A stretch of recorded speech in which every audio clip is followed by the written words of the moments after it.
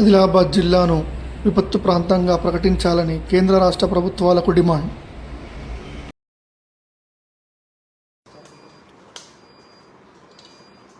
Press మిత్రులందరికీ నమస్కారాలు. ఈరోజు బీఆర్ఎస్ పార్టీ తరఫున ఈ కేంద్ర రాష్ట్ర ప్రభుత్వాలను ఒకటే డిమాండ్ చేస్తూ ఉన్నాం. ఆదిలాబాద్ జిల్లాను విపత్తు ప్రభావిత ప్రాంతంగా ప్రకటించాలని చెప్పి డిమాండ్ చేస్తూ ఉన్నాం.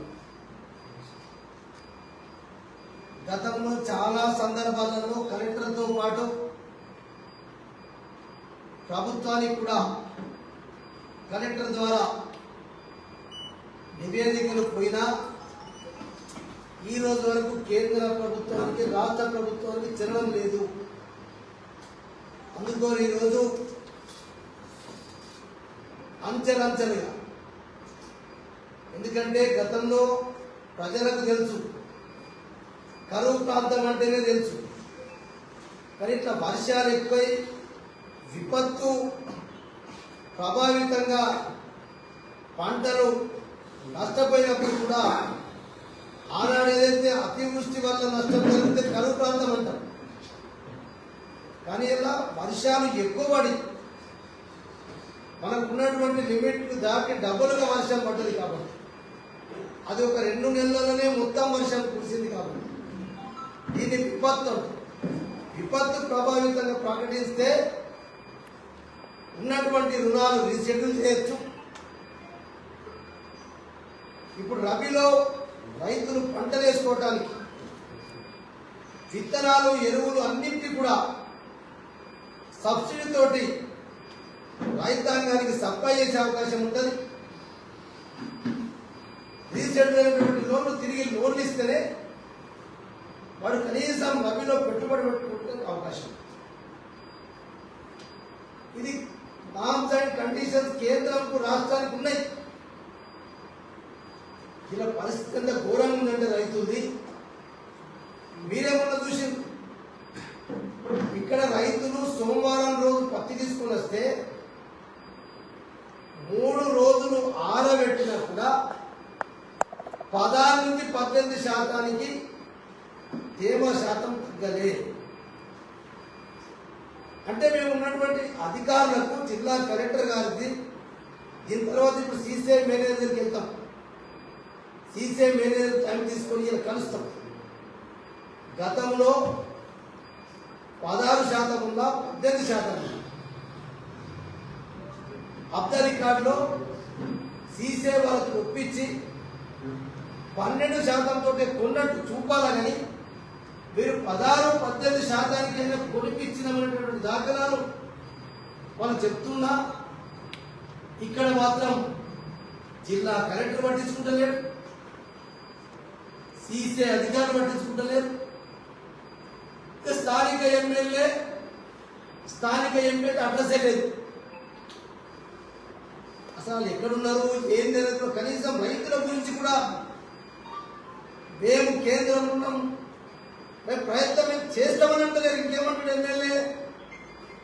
ఇది సీఎం చెప్పినా కాదు, ఇది ఎవరు చేసినా కాదు, మీరు అనవసరంగా రైతులు గొడవలు చేయొద్దు అంటే ఒక పక్క వ్యాపారస్తుల సైడ్ నుంచి, అధికారుల సైడ్ నుంచి ఎమ్మెల్యే గారు రైతులను బెదిరిస్తున్నట్టే.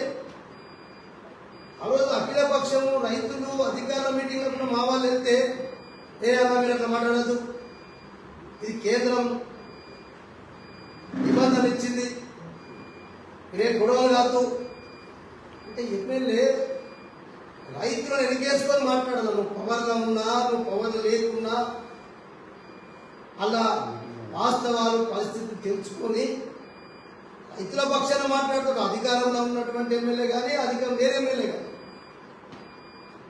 అది మర్చిపోయిన ఎమ్మెల్యే లేదు, అది కానే కాదు. సీఎం చెప్తే సీఎం పనే కాదు, అది పిఎం 15 నానా. ఎమ్మెల్యే గారికి మేము చెప్తున్నాం, ఇప్పటికైనా బుద్ధి తెచ్చుకో. అది సీఎం చేయడు. తుమ్మల నాగేశ్వరరావు మంత్రి గారు కేంద్ర మంత్రి గారికి నేను లేఖ రాసిన తేమ శాతం పెంచాలనేది చేతులెత్తేసి లేఖ రాసి తుమ్మల నాగేశ్వరరావు మరి మీ రాష్ట్ర ప్రభుత్వం నుంచి ఒక డెలిగేషన్ తీసుకపోండి, కేంద్ర ప్రభుత్వానికి దగ్గర తీసుకుపోయి టెక్స్టైల్ మినిస్టర్ తోటో ప్రధానమంత్రి గారితో ఎవరితో మాట్లాడించేటటువంటి ప్రయత్నం చేయండి. తుమ్మల నాగేశ్వరరావు గారు, నువ్వేదో లేఖ రాసి చేతులు దురిపించుకుంటుంటే కాదు జాగిరా. రైతులు ఇక్కడ ఆత్మహత్యలు చేసుకుని సత్య పరిస్థితి వచ్చింది. మా ఎమ్మెల్యేనేమో ఇట్లా మాట్లాడతాడు, తుమ్మల నాగేశ్వరరావు మంత్రి గారు అట్లా మాట్లాడతాడు. నిన్న రేవంత్ రెడ్డి గారి పర్యటనలో మాత్రం అక్కడ జిల్లాలకు పాపం వాళ్ళు నష్టపోయింది. నువ్వు 10,000 రూపాయలు ఎకరానికి ఆల్రెడీ మా ప్రభుత్వం ఉన్నప్పుడే 10,000 రూపాయలు కరువు వచ్చినా, వర్షాలతోటి ఎక్కువ వడగళ్లతోటి నష్టం జరిగినా మా కేసీఆర్ గారి ప్రభుత్వం ఎకరానికి 10,000 రూపాయలు ఇచ్చినా మేము ఆల్రెడీ. నువ్వేమో 25,000 50,000 రూపాయలు ఇవ్వాలని చెప్పి నీకు వీడియోలు ఉన్నాయి ముఖ్యమంత్రి గారు, నీ వీడియోలు ఉన్నాయి. 50,000 రూపాయలకు మేము 50,000 అడుగుతలేము, 25,000 పత్తికి ఇవ్వమంటున్నాం, 15,000 రూపాయలు సోయా మక్క మిగతా పంటలకు ఇవ్వమంటున్నాం. ముఖ్యమంత్రి లేనప్పుడు ఒక మాట మాట్లాడతావు, ముఖ్యమంత్రి ఒక మాట మాట్లాడతావు. ఇప్పుడేమో చేతులు లేపించేసి 12 జిల్లాలకు ఇస్తున్నావు కదా. వర్షం వాస్తవంగా ఎక్కువ పడ్డది, నష్టపోయినరు. ఆ 12 జిల్లాలతో పాటు రాష్ట్రం అంతటా కూడా సర్వే చేసి మా ఆదిలాబాద్ జిల్లా మీరు కేంద్ర బృందాలు కాయండి, కేంద్ర బృందంతో చేయించండి. టోటల్గా రైతులు మొత్తానికి మొత్తం అన్ని పంటలు వేయి, ఒక్క పంటని కాదు. అందుకొరకే విపత్తు ప్రభావిత ప్రాంతంగా ప్రకటించాలని చెప్పే మా మొదటి డిమాండ్. తేమతో సంబంధం లేకుండా పత్తిని సోయాబీన్ గురించి బేరణ చేసినాం. కేంద్ర ప్రభుత్వం 20% ఎప్పుడు ఉంటుంది, 20%కి పర్మిషన్ ఇచ్చింది. అది అతి త్వరలో అది స్టార్ట్ చేయాలి.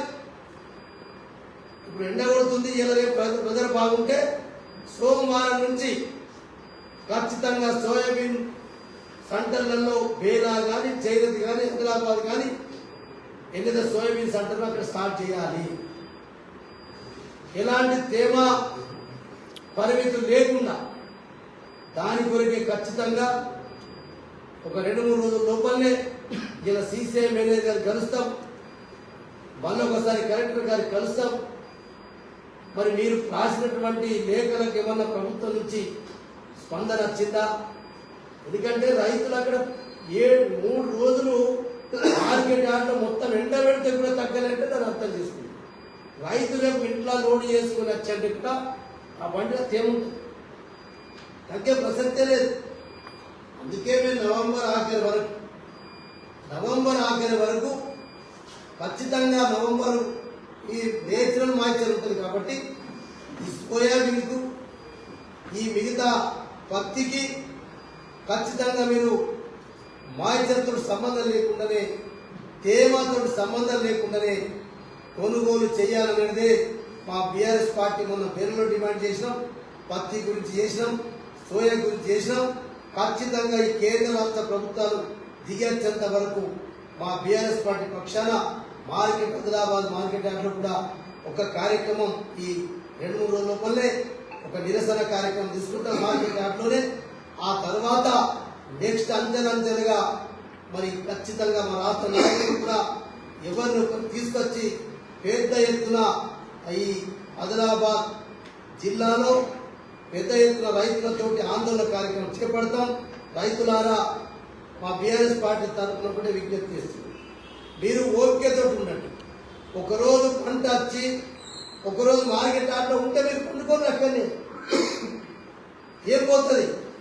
4-5 రోజులు ఉన్న రోజులు ఉన్నాయి. మేము 81-82 నుంచి 5-6 రోజులు ఇక్కడికి సత్తులు తీసుకొచ్చింది ఇళ్ళకి. అట్లా వారం రోజులు మార్కెట్ యార్డ్లోనే గతంలో కూడా పత్తి రైతులు పండుకున్నారు. మీరు కనుక కొద్దిగా ఓపికతోటి సమయం పాటిస్తే మనం ఎలాంటి మరి ఏదో విద్వేషాలకు కోపాలకు తాపాలకు పని లేదు, శాంతియుతంగానే సాధించుకుంటాం.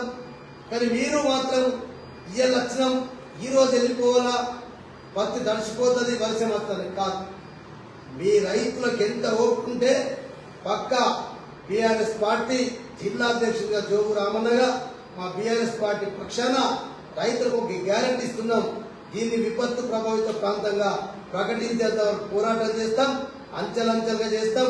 తేమ లేకుండా నవంబర్ ఆఖరి వరకు పత్తిని, సోయాబీన్ని ఏ పంట వచ్చినా కొనిపించడానికి మేము కూడా మీతో పాటు ప్రభుత్వాల మీద ఒత్తిడి తీసుకొచ్చి అది చేసేంత వరకు మా పార్టీ పక్షాన మీకు మద్దతు ఉందామని చెప్పి రైతులందరికీ 2 చేతులెత్తి దండం పెట్టి ఎత్తి నిలుస్తాం.